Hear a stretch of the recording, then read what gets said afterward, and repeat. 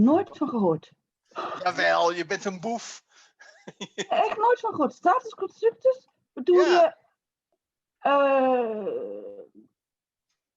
Oh, de vanconstructie bedoel je dan, denk ik. Twee nomina kunnen in een nauw verbinding... Constructus. Ja.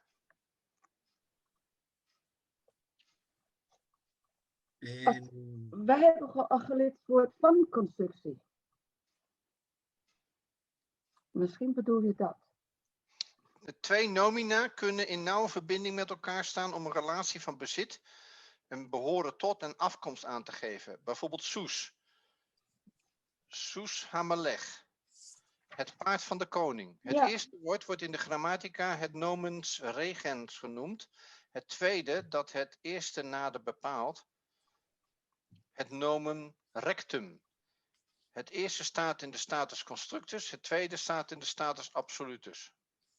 Nou, alle ingevoerde woorden eromheen hebben we nooit gehad, maar ik snap wat je zegt van Soes Hamelech, het paard van de koning.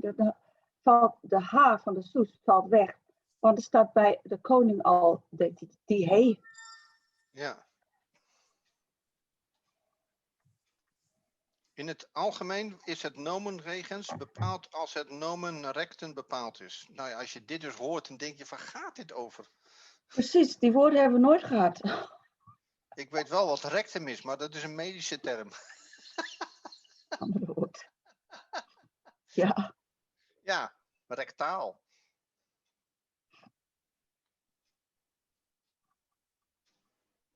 Daarom staat bij een woord in de status constructus, ook als het bepaald is, geen lidwoord.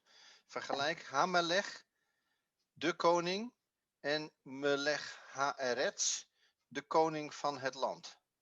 Ja, dat klopt. Een ik nomen heb kan hier in de zin staan het volgende.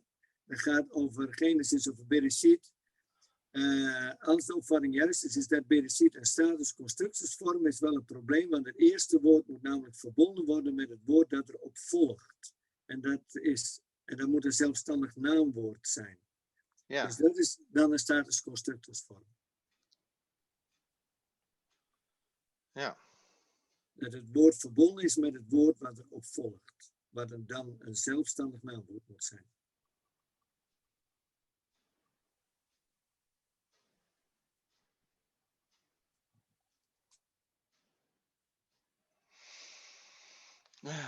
Status- en naamvalsresten. My goodness. Ja, ik heb altijd gehoord dat Lettinga een ingewikkeld boek is.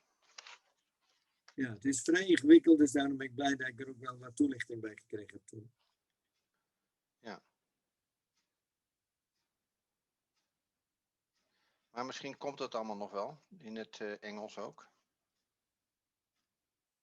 Status- en naamvalsresten.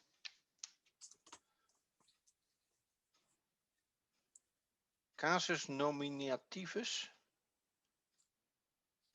genitivus en accusativus. En nu in het Nederlands? Naamval, nominaal, genitief, dat is de tweede naamval. Tweede naamval. En accusatief zal de derde naamval zijn? Nee, de vierde. De vierde. Vierde.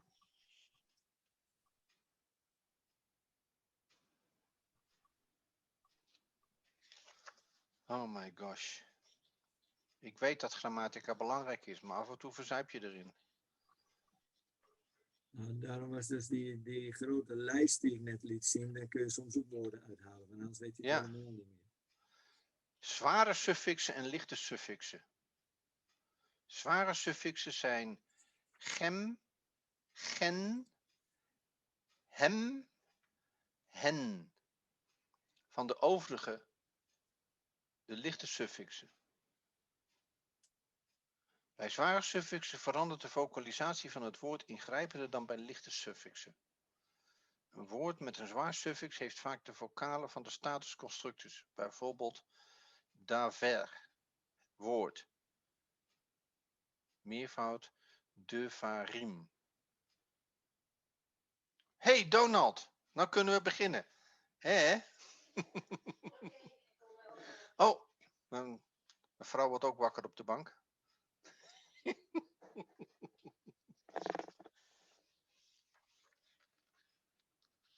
Ja. Een klein clubje. Ja.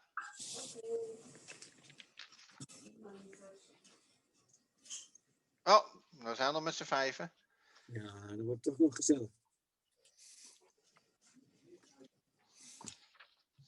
Nou, we hebben hier, kijk, dit is al leuk in dit boekje. Dat hebben we net in het grammatica ook gedaan. Het persoonlijk voornaamwoord, het aanwijzend voornaamwoord, het vragend voornaamwoord, het betrekkelijk voornaamwoord. Dat hebben we net allemaal gedaan. Overige naamwoorden. Reflexief prononems. Bezittelijke voornaamwoorden. Lidwoorden. Nou, dit boek is mij te ingewikkeld. Ik leg het aan de kant. Wel verstandig. Hoera!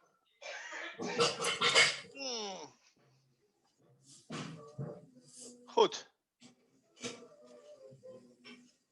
Er wordt afgewassen in Huizen Tiemens, hoor ik. Ja, ik zal het geluid hebben.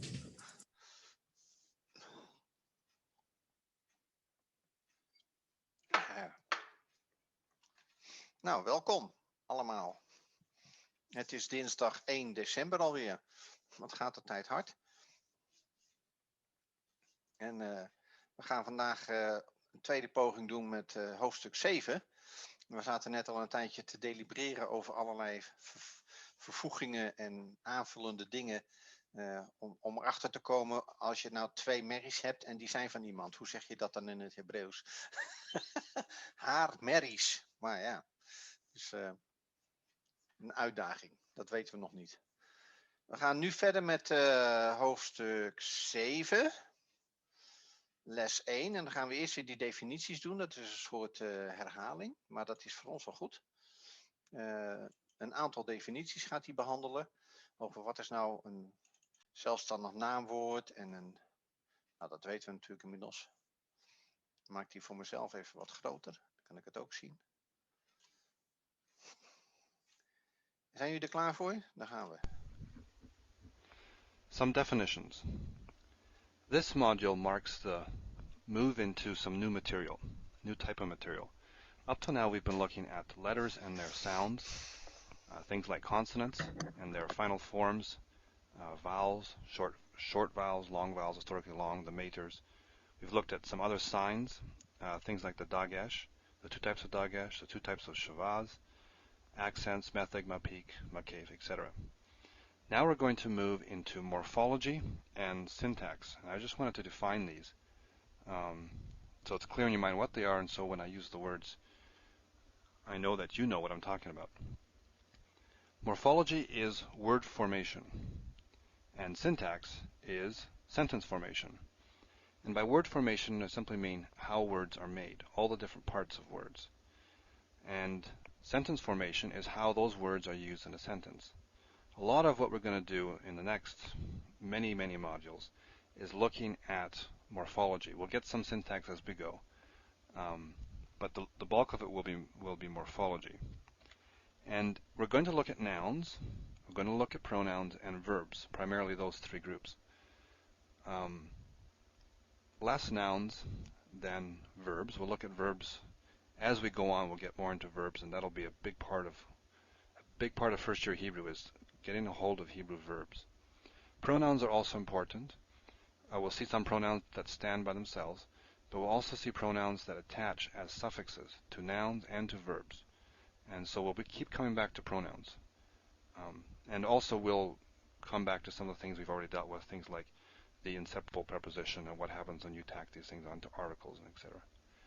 So we're moving into morphology, which is word formation, and syntax, or at least a little bit of syntax, which is how the words are used in a sentence, sentence formation.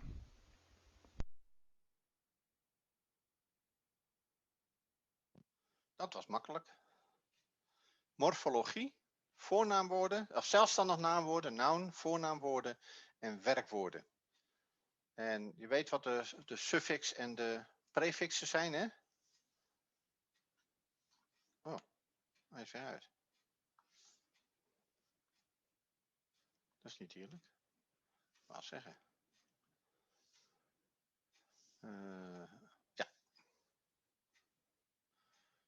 Noun is een zelfstandig naamwoord. En een pronoun is een voornaamwoord.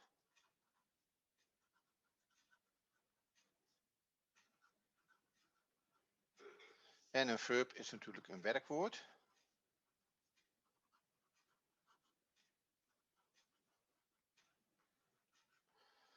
En pronouns, voornaamwoorden, heb je natuurlijk in persoonlijke voornaamwoorden. Dat is ik en jij, etc. en zij. En bezittelijke voornaamwoorden. Mijn, zijn, ons. Dus dat zijn bezittelijke voornaamwoorden.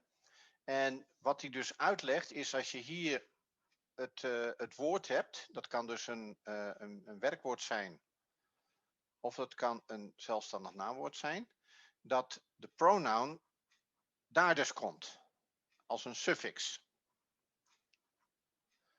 Want aan de voorkant heb je of het lidwoord, of het voorzetsel. Dus dit noem je een prefix.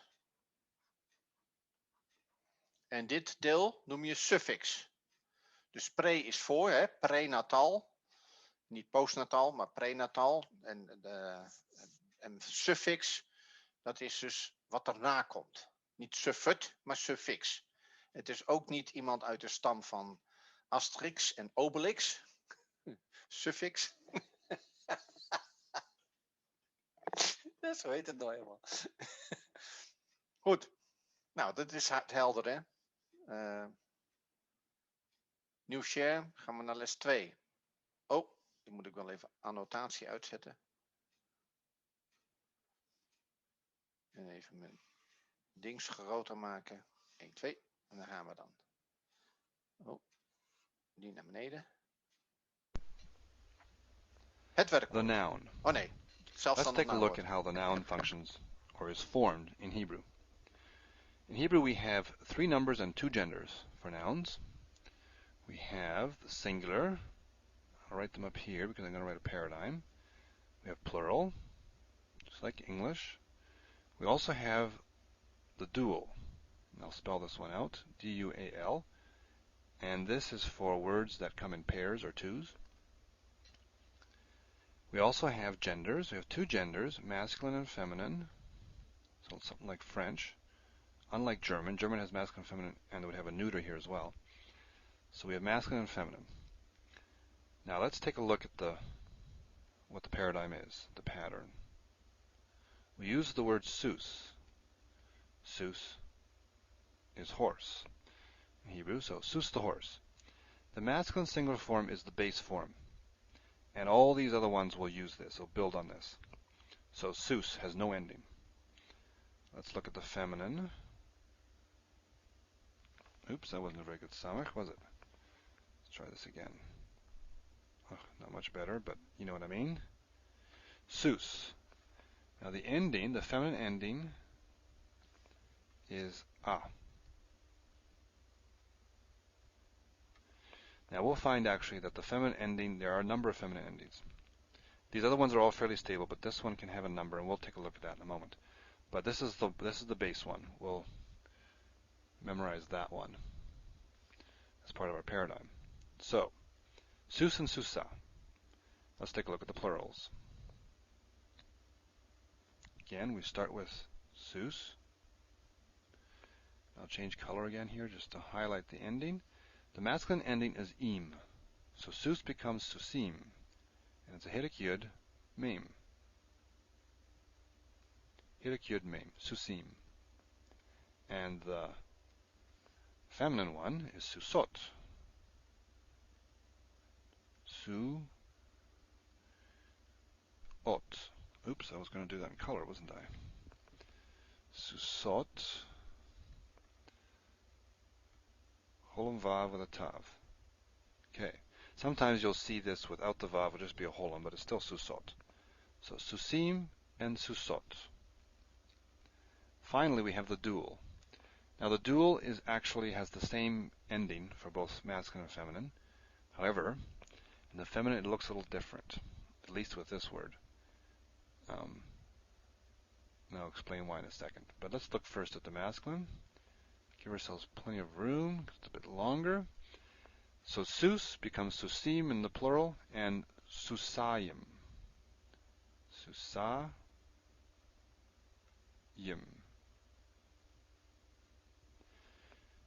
This looks kind of similar to this. It's got this part looks similar, but the hidik is before the yud here, and here it's under. And what's happening here is this is a hidik yud.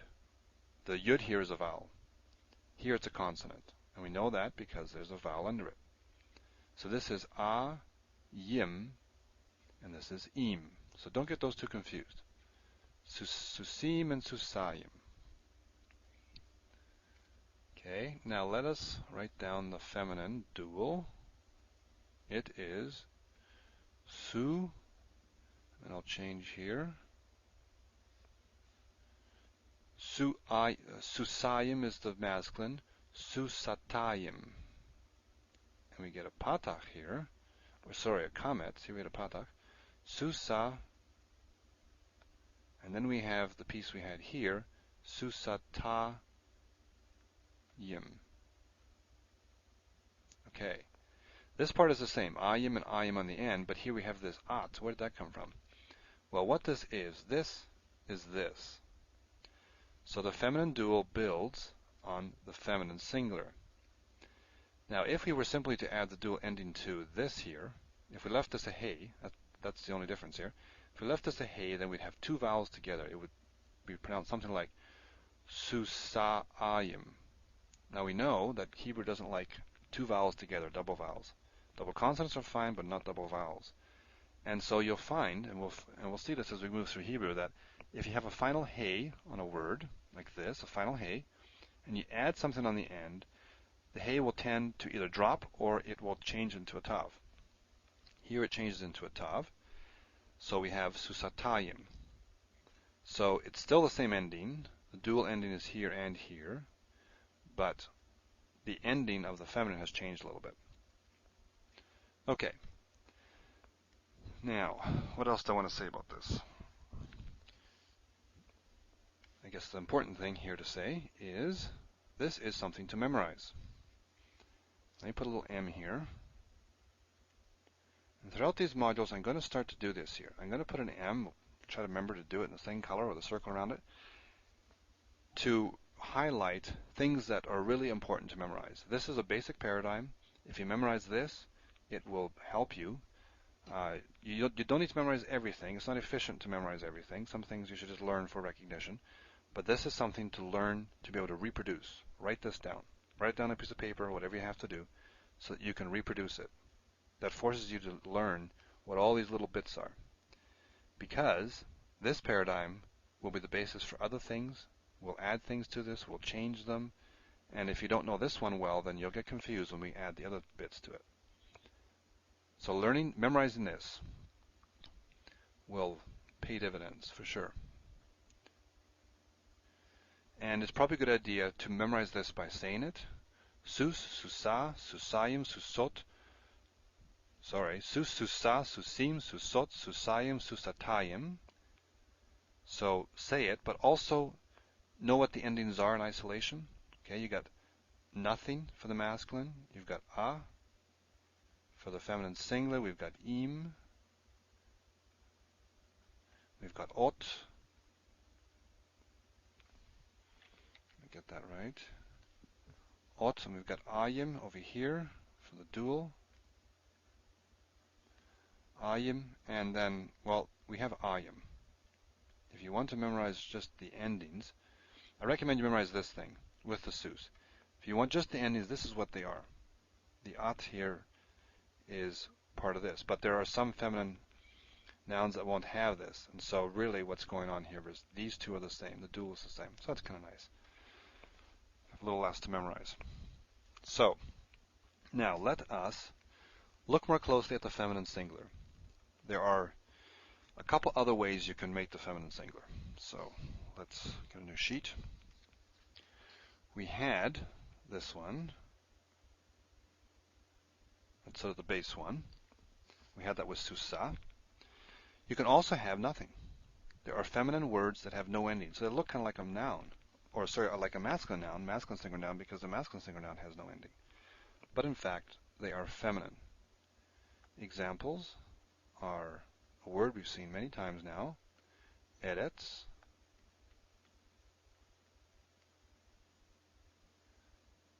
Eretz is feminine. Aim is feminine. Aim means mother. Eretz is land or earth. Aim is mother, and that is feminine, understandably. But it has no ending. It's just no ending. A couple other ones. We have yad, just as examples. Yad means hand, and up here I'll write another one. Regel. Regel means foot or possibly leg. Regel. Now these are body parts here. Paired body parts, eyes, legs, feet, whatever, hands, they tend to be feminine, just as a little bit of useful information. So we have the ending. We have no ending as a possibility for feminine singular nouns. That's what we're talking about here. And the third possibility is the ta. Now that shouldn't be surprising. Remember, changed to at. Well, sometimes you can just have feminine words that end with tav. Example of that would be brit. Let's see how I spell this. Berit.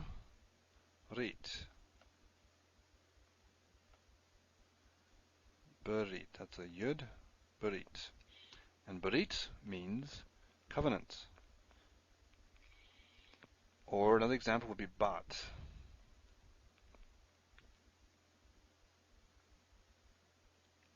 Means daughter. So here we have two feminine singular nouns that end with tav. In the plural, however, they all go to ot. So plural is easy. Oops, that's a bad circle. The plural is easy. It's the feminine singular that has these three possibilities. Okay, lastly, let us look at a couple other features. This is not really morphology, this is how these words can be used. Singulars can function sometimes as collectives. You know, like in English you have sheep. Sheep can mean one sheep. It can also mean many sheep. There are also some words in Hebrew where singulars can function as a collective. Ugh, my writing today. Collective.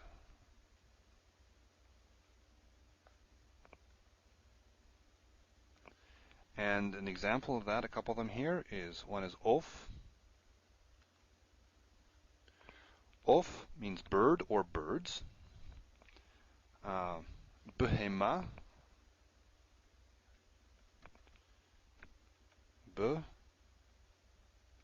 Hey. It's a name. Behema. That can mean beast or beasts in the plural. And I'll give one more example, and that's eitz. That means tree, but it can also mean trees. So bird, beast, tree can be used also as a collective.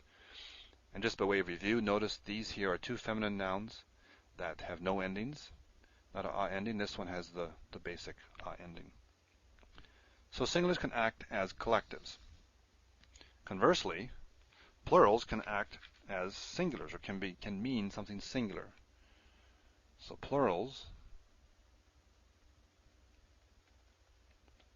can function as a singular. And the classic example of this is Elohim. So we have Elohim. So we know this is plural, right? It looks like a masculine plural word. We have the im ending here. This can mean, it can mean gods, in the plural, which is kind of what you expect because it's got the ending. But it can also mean God, small g, just a God. Or it can mean like the God of the Bible, which generally in English we would capitalize. So it can be singular or it can be plural. Here's a plural that can function as a singular. In fact, most of the time, Elohim simply means God, the God of the Bible. So it's usually used as a singular. Another example would be damim. Dam is blood, and damim, you can see again that this looks like a plural. Well, it has a plural ending, damim. Morphologically, it's a plural, but it can also, well, this here is bloodshed.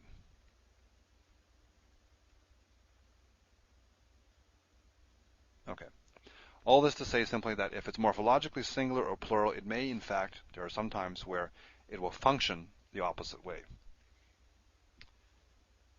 That's all that was about. Feminine endings have three types.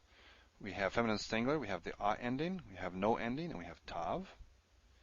And what we first dealt with here is the paradigm, and this is something to memorize.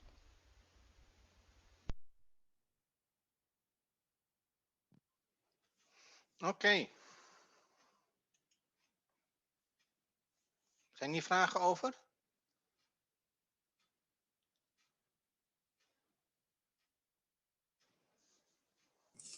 Duaal, dan gaat het echt specifiek om 2. Ja, om een paar. Ja. Ja, dus als je het hebt over twee paarden, een strijdwagen met twee paarden, dan zou je dus Susaim zien en niet Susim. We hadden net al een tijdje zitten kijken naar het Hebreeuwse woord of voor paard. Ik weet niet of ik hem nog ergens heb. Nee, ik heb hem niet meer. En ik probeerde hoe heette dat woord nou? Voor beest. Kom. Geheugen. Waar is die? Nee. Wat staat er nou? Beriet? Nee, dat is het niet. Is dat beest?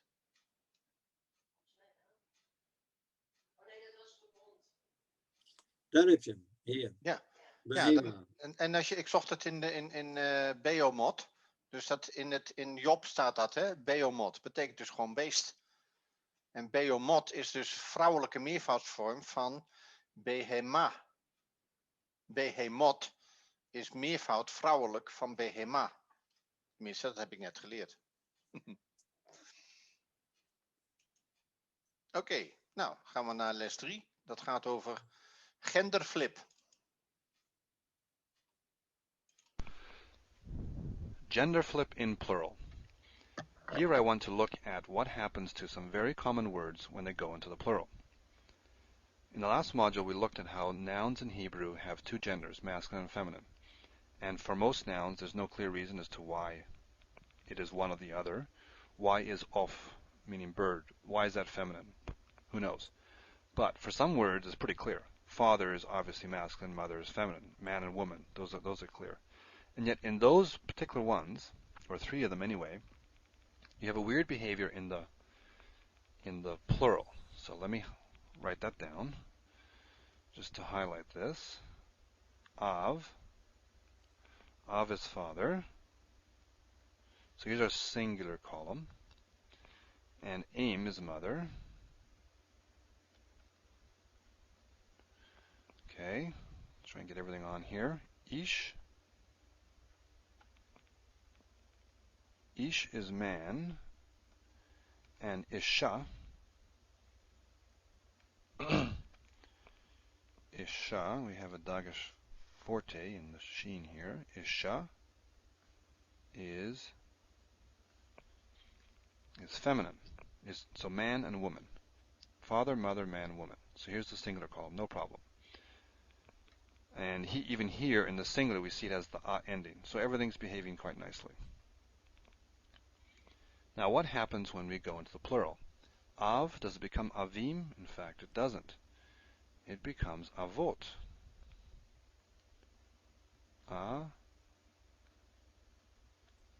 avot.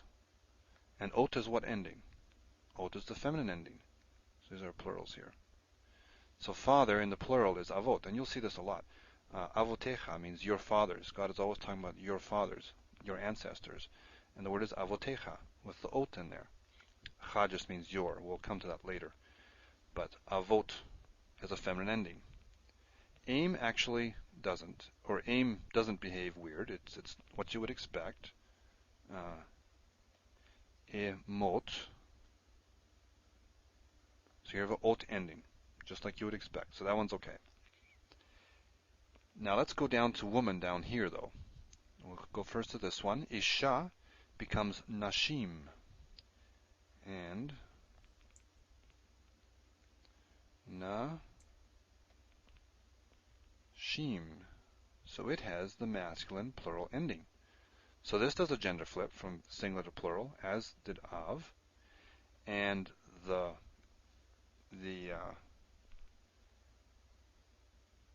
this one here, man, plural, min, is anashim.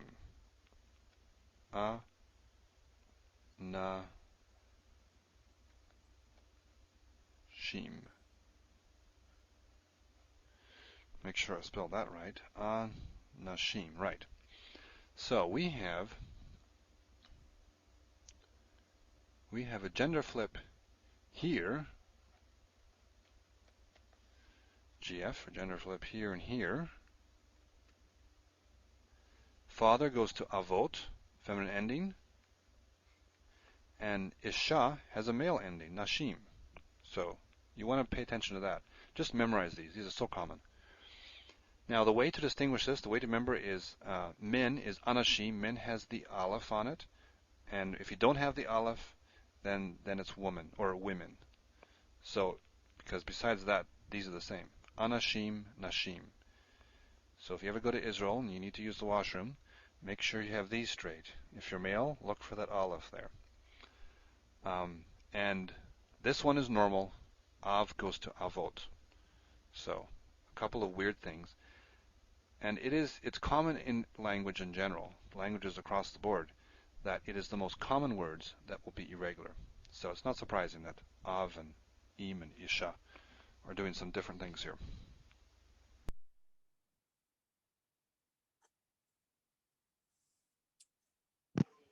Gek is dat, hè? Die nou Nooitje zegt, is wel gek, dat klopt. Het is wel gek,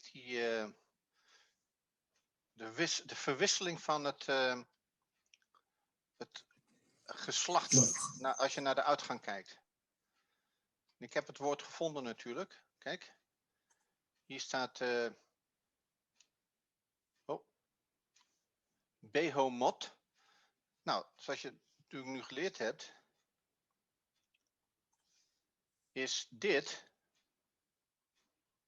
de ot is een vrouwelijke meervoud uitgang. Ja. Maar hier staat hier noun, masculine, singular. En dat is dus vreemd, want als ik dan hier kijk, behomot, dan staat hier, dit is het woord behomot, komt dus 1 keer voor. Daar zo staat dus waarschijnlijk het meervoud van behema. Ja. Dus dit zou meervoud moeten zijn. Als je naar de taal kijkt. Ik weet niet of behema. Kom maar. Oh, hij is aan het zoeken. Ja. Zie je? Behema is gewoon het Hebreeuwse woord voor beest, voor vee of voor dier. Nou, dat komt natuurlijk best veel voor. Kijk hoe vaak die, kijken hoe vaak die voor. 190 keer. Maar de meervoudsvorm, behemot, dat is een klassiek voorbeeld. Behemot, susa, susot. Dan zou je dus verwachten, dat is de vrouwelijke meervoudsvorm van beest. En het aparte is dat daar dus masculine staat. Leuk, hè? Ja. Dus dat is ook een vorm van een genderflip. Lijkt het wel. Ik weet niet hoe jullie er tegenaan kijken, maar ik vind het wel apart dat behema is dus vrouwelijk enkelvoud en behemot is dus mannelijk, waarschijnlijk meervoud. Nou ja, dat vind ik wel bijzonder. Goed, dan gaan we naar... We hebben nu de genderflip gedaan. Nu gaan we naar de dual. Even iets hoger. En die naar beneden. Flats. The dual. I wanted to look at the dual because it's something we don't have in English, and it's kind of fun. Not every Hebrew word, every Hebrew noun has a dual form, but there's some categories of Hebrew words that do, and let's take a look at those. Our first category are paired body parts. So body parts in twos. Things like eyes. So we have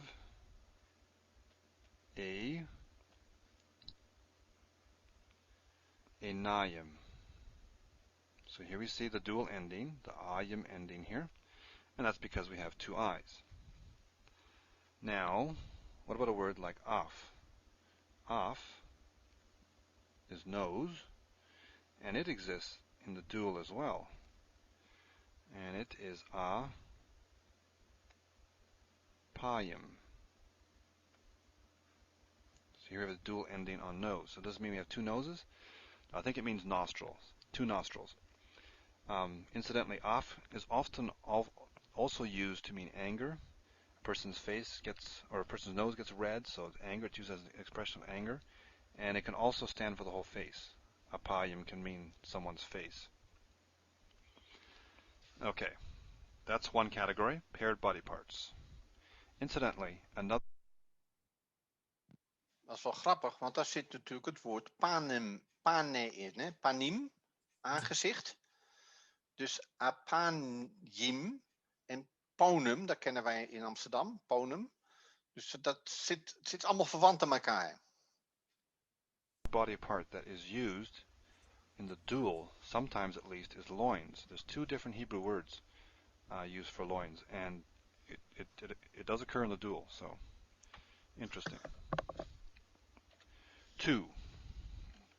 The second category are time expressions involving two. So time expressions in twos. Things like shivu'ayim. Okay, let's write that down. Shivu,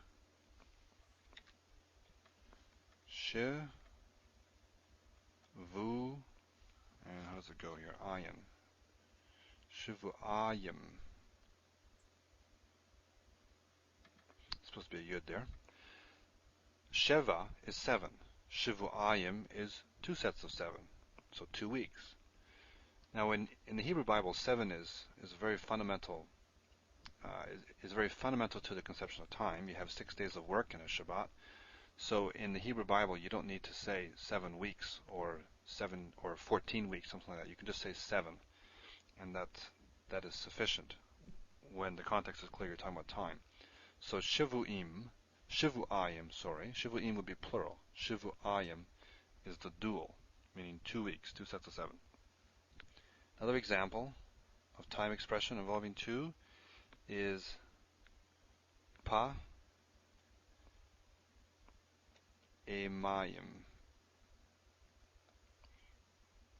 Pa'emayim, I guess.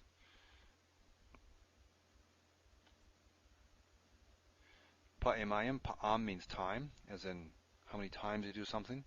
Pa'emayim is twice, 2 times. So, time expressions involving 2 are also places where you find the dual. The third place are numbers involving 2. So, numbers. I guess we could have started with that. That's the most obvious. So, we look at a word. The word for 2 itself is shnayim.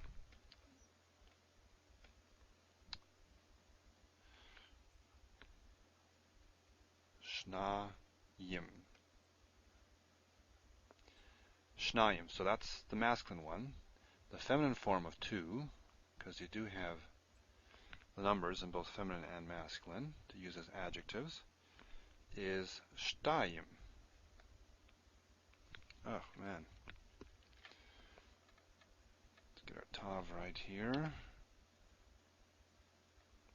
And is there a dagesh there? There is a dagesh. Tayim.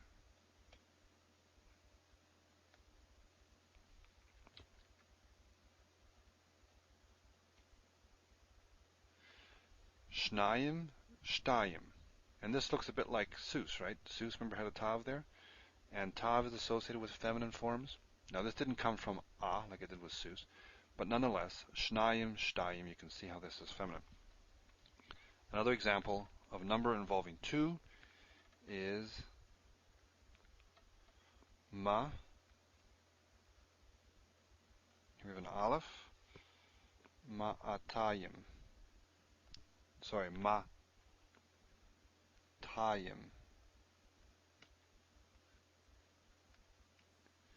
Matayim. I first said it wrong. This is actually quiescent aleph. There's no vowel following it. If you remember your lesson from quiescent aleph. 100, just by itself, this means 200. So 2 100s. 100 by itself is me'ah.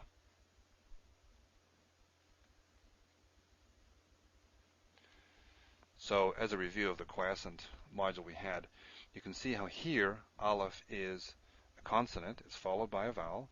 Here it's lost its vowel and it's blended with this, so it's matayim. So it's gone quiescent. That's just by way of review. So numbers. Numbers that involve two can occur in the dual. It's a third category. Our fourth is place names. Place names can often occur in the dual. Yerushalayim. Let's write that out. Ye, just how it sounds. Ye, ru, sha. It's a very long word for Hebrew. La, the stress there, and just to introduce something else, it's often written like this, written defectively. Yerushalah, you'd expect a yud there. Sometimes you do. There's a few cases we do see a yud here, but it's pronounced still Yerushalayim. And so we can, let's put our yud in there like this. Virtual yud. It's not called that.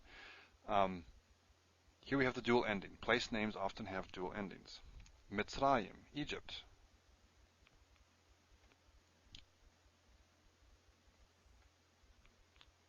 Mitzrayim.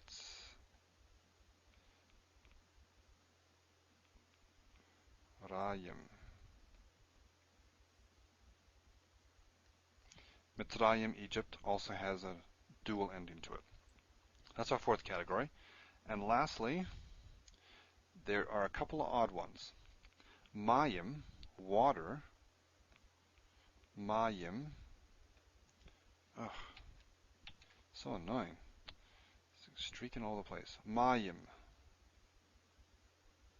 Mayim is water. It's in a dual. Who knows why? Stress is here, incidentally.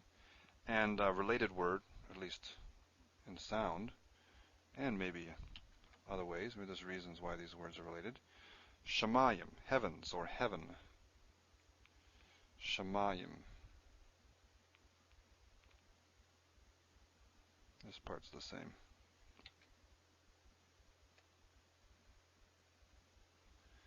So these are odd. Mayim, Shamayim, why are they in the dual? I don't know. Again, it's not every word in Hebrew that has a dual, but numbers that tend to involve twos. This one's odd, but place names, they're in the dual as well. Numbers that involve two are in the dual. Time references that involve two are in the dual, and paired body parts are often in the dual.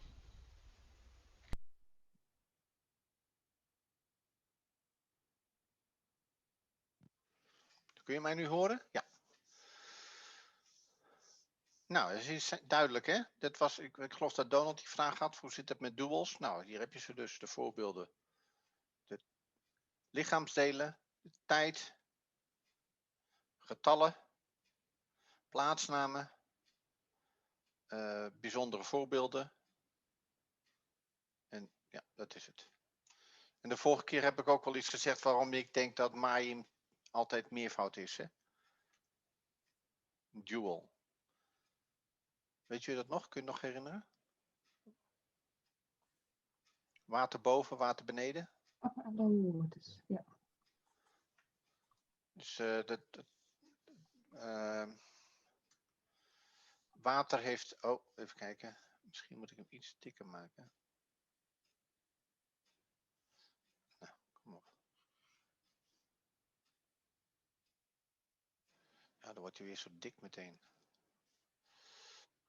Nou ja. Dus water heeft altijd met dimensies te maken.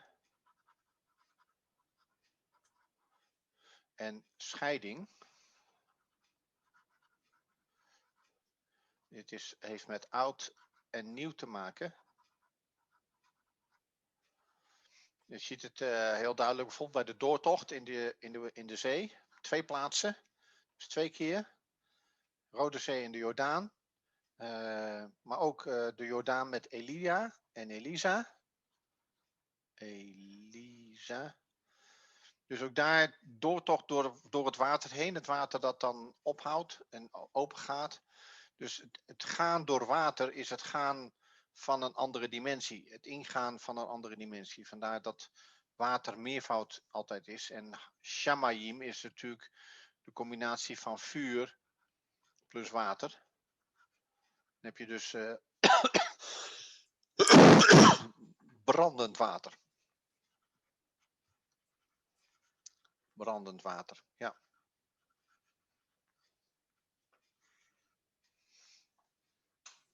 Goed, dan wou ik het voor vanavond hierbij laten, omdat ik zo meteen nog een les met Dr. O heb. Dus, Oké. Oh, wie is er nou meteen verdwenen? Hanna. Oké, doe Hanna. Oké, dankjewel. Dankjewel, Ronald. Ja, dan gaan we de volgende week verder met zinnen. En coordinating conjunction. Ja. Alright guys. Leuk weer. Tot de volgende keer. Oké, Yes. dankjewel. Bye bye. Doeg.